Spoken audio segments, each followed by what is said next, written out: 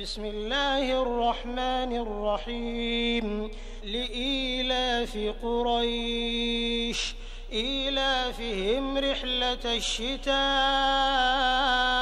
والصيف فليعبدوا رب هذا البيت الذي أطعمهم من جوع